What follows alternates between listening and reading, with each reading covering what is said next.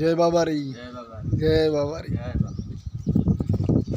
આપણે આજે તારીખ 1 પહેલી તારીખના દિવસે આપણે રણુજા ધામની અંદર રામદેવ પીર બાબાના દર્શન કરવા માટે આવ્યા છીએ।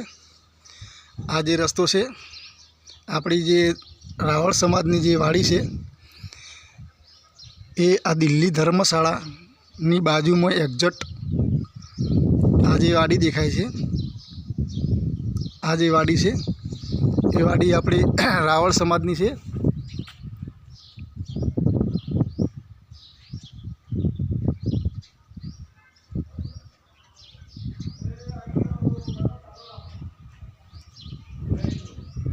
રાવળદેવ સમાજની વાડી, આ વાડીની અંદર ગમે ત્યારે કોઈ પણ વ્યક્તિ આવી અને અહીં રોકાઈ શકે છે।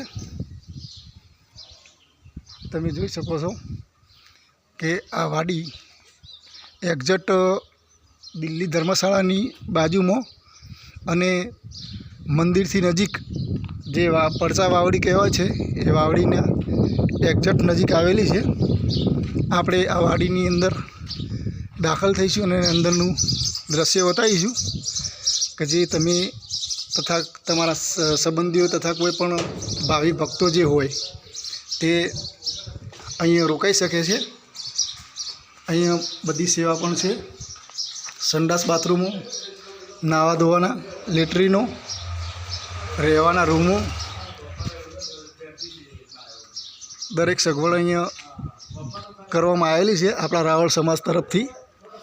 અને રણુજાની અંદર આ રાવળ સમાજની આપણી વાડી છે, તમે જોઈ શકો છો। આ તમે બોર્ડ જોઈ શકો છો।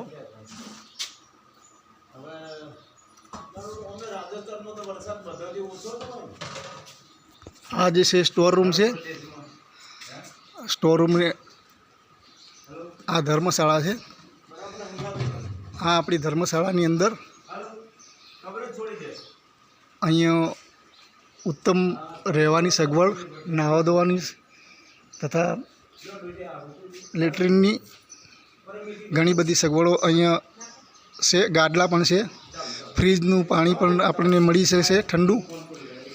અને અહીંયા આ દાદા જય બાબારી જે આ દાદા છે આ ધર્મશાળાનું સંચાલન કરે છે અત્યારે હાલ, જે 24 કલાક ગમે ત્યારે તમે આવો તો તે હાજર હોય છે અને તે તમને પૂરેપૂરી સેવા આપતા હોય છે અને આપશે પણ ખરા। તો આ ધર્મશાળાની અંદર તમે ગમે ત્યારે આવો તો જરૂરથી પધારવું। આ તમે કિચન જોઈ શકો છો, રસોડું છે,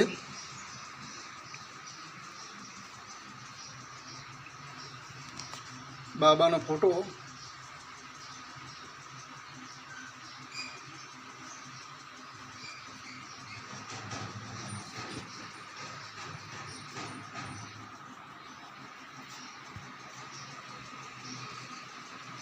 અહીંયા રૂમો પણ આવેલી છે। આ રૂમોની અંદર આપણને દરેક પ્રકારની સગવડ પણ મળી જશે, લાઇટ, પાણી અને સીસીટીવી કેમેરાની પણ સગવડ અહીંયા કરેલી છે। તથા બીજું કે આપણે એ જણાવી દઈએ કે આ જે દરવાજો દેખાય છે એની પાછળની જે જગ્યા જે આ પડી છે તમે જોઈ શકો છો, એ પણ આપણા રાવળ સમાજની જ આ વાડીની અહીંયા વાડી બનાવવા માટેની સગવડ કરવામાં આવેલ છે અને વાડી બનાવવાની તૈયારી ચાલી રહી છે।